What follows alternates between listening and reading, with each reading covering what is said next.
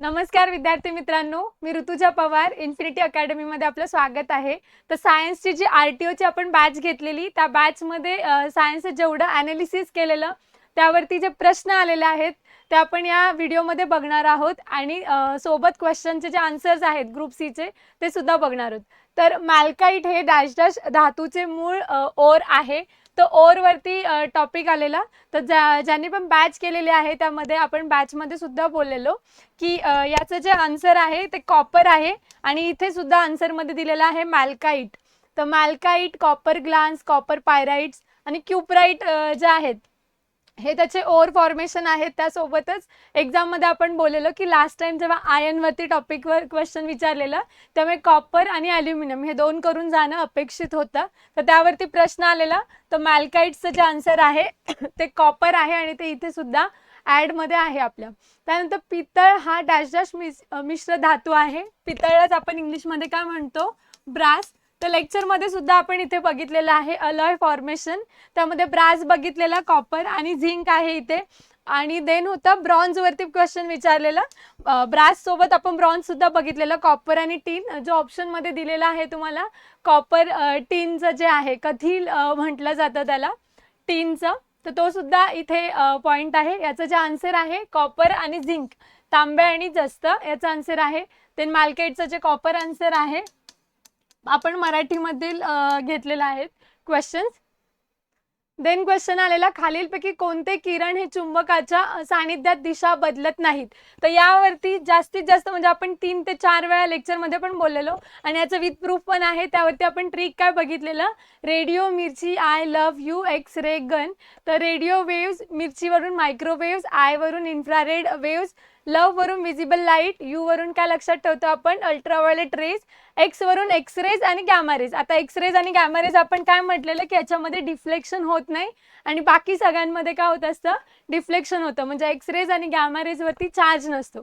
ज्याच्यावर चार्ज नसतो तिथे इलेक्ट्रोमॅग्नेटिक फील्ड असणार आहे का?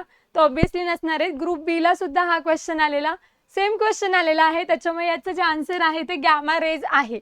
इलेक्ट्रोमॅग्नेटिक फील्डच नसते, गॅमा रेजवर चार्जच नसतो, त्यामुळे तिथे इलेक्ट्रोमॅग्नेटिक फील्ड असेल का? नाही. सेम प्रश्न ग्रुप बी ला जो विचारलेला की त्याची वेवलेंथ काय आहे? सगळ्यात कमी आहे. आता आपण इथे कसं लक्षात ठेवलेलं की जसजसं रेडिओ वेव्स कडून आपण गॅमा रेज कडे जातो त्याची वेवलेंथ कशी होणार आहे, जसजसं खाली जाऊ वेवलेंथ कमी होईल आणि फ्रिक्वेन्सी वाढत जाईल. तर त्यावरती त्यांनी प्रश्न विचारलेला की त्याची जी फ्रिक्वेन्सी आहे ती सगळ्यात काय आहे? कमी आहे. आणि जी वेवलेंथ आहे त्यावरती सुद्धा क्वेश्चन विचारलेलं. इलेक्ट्रोमॅग्नेटिक डिफ्लेक्शन वरती ग्रुप बी ला प्रश्न विचारलेला. सेम प्रश्न ग्रुप सी ला सुद्धा विचारले आणि आपण जेव्हा लेक्चर्स बघत होतो तेव्हा सुद्धा हा लेक्चरमध्ये टॉपिक घेतलेले आहेत. ते सगळे टॉपिक आपण घेतलेले आहेत. त्यासोबतच जर तुम्हाला RTO AMVI ची जी प्रीलियमची बॅच जर तुम्हाला जॉईन करायची असेल तर ही बॅच जी आहे ती 15 जानेवारी 2026 पासून स्टार्ट होत आहे. ॲडमिशन ओपन होत आहेत. काही डाऊट असेल तर तुम्ही या नंबरशी कॉन्टॅक्ट करू शकता 9529317572. ओके. आता नेक्स्ट जो क्वेश्चन आहे तर कॅल्शियम आणि क्लोरीन डॅश डॅश बंधाने एकत्र येऊन कॅल्शियम क्लोराईड तयार होते. आता याचं जे एक्झाम्पल आहे कॅल्शियम क्लोराईडचं ते इथं आपण घेतलेलं आहे ऑलरेडी, CaCl2. ते कशामध्ये असतं? कॅल्शियम क्लोराईड आणि सोडियम कार्बोनेटचं आपण बघितलेलं. तर याच्यापासून CaCO3 आणि NaCl काय होतं? ड्रॉप होतो. आयोनिक बॉन्ड कोणाला म्हणतो आणि कोव्हॅलंट बॉन्ड कोणाला म्हटलं जातं? तर हे सुद्धा आपण इथे लिहिलं. आता CaCl2 म्हणजे कॅल्शियम आणि क्लोरीन हे काय करतील, एक कॅल्शियमवर पॉझिटिव्ह क्लोरीनवर निगेटिव्ह चार्ज. तर हे एकमेकांना काय करणार आहेत? बॉन्ड ट्रान्सफर करणार आहेत, इलेक्ट्रॉन्स ट्रान्सफर करणार आहेत. आणि जे शेअरिंग करतात त्यांना आपण काय म्हणतो? Covalent bond. यासाठी ट्रिक काय लक्षात ठेवलेली, आयोनिक बॉन्डला IT आणि कोव्हॅलंट बॉन्डला CS म्हणजे C कोव्हॅलंट शेअरिंग आणि IT म्हणजे T फॉर ट्रान्सफर. हे लक्षात ठेवलेलं. हेच तुम्हाला एक्झाममध्ये फक्त युटिलाइज करायचं होतं, त्यावरतीच हा प्रश्न विचारलेला. त्यामुळे याचं जे आन्सर आहे ते आयोनिक बॉन्ड आहे. तर ज्यांनी कोणी आन्सर केला असणार आहे त्याचं हे आन्सर आयोनिक बॉन्ड असणार आहे. त्यानंतर यावरती सुद्धा आपण बघितलेलं लेक्चरमध्ये की मानवी रक्तामध्ये प्लाझ्मा किती टक्के आहे तर pH वरती बघितलेलं. त्यानंतर जो कनेक्टिव्ह टिश्यू प्लाझ्मा जो आहे तो 55% आहे. आणि जे ब्लड कॉर्पस्कल्स आहेत म्हणजेच काय आहेत, RBC, WBC आणि प्लेटलेट्स हे किती आहेत? 45% आणि प्लाझ्मा किती आहे? 55%. फॉर्म्ड इलेमेंट किती आहेत 45%, त्यालाच आपण कॉर्पसल सेल्स बनतो आणि प्लाझ्मा जे आहे ते 55%. तर सेम इथे क्वेश्चन विचारलेलं एक्झाममध्ये सुद्धा ग्रुप सी ला, मानवी रक्तामध्ये प्लाझ्मा किती टक्के आहे, तर 55% प्लाझ्मा आहे.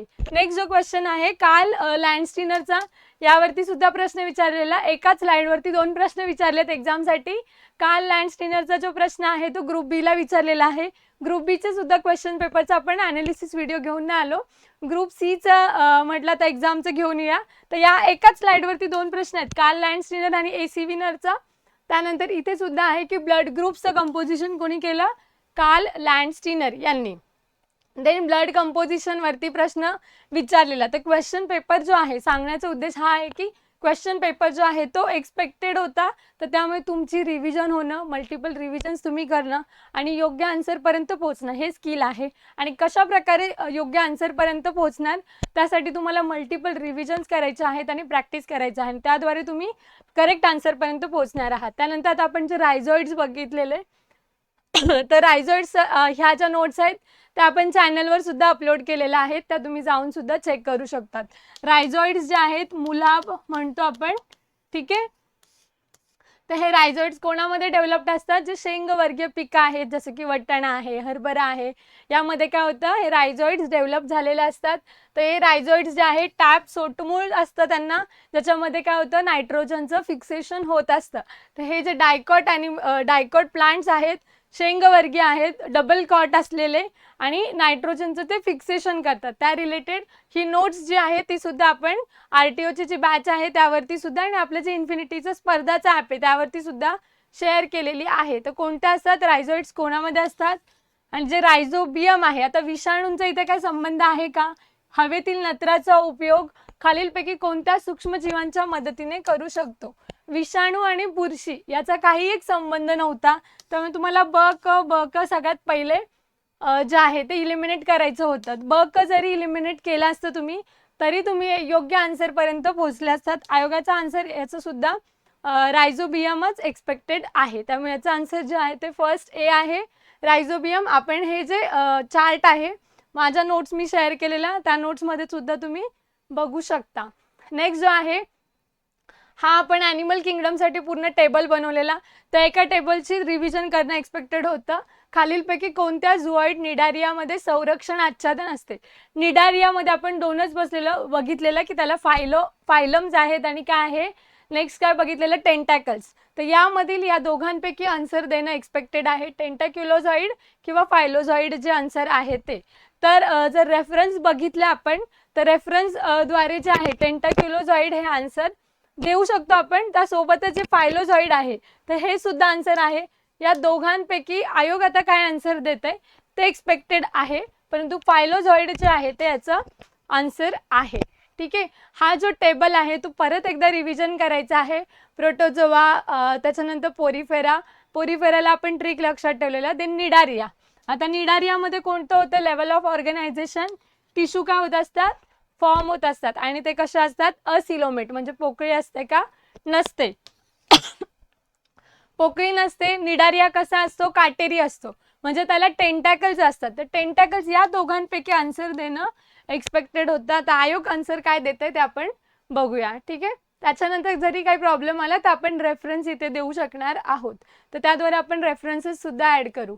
नेक्स्ट जो आहे विषाणूजन्य रोग व कारणीभूत जे विषाणू आहेत त्यांच्या जोडा विचारलेला.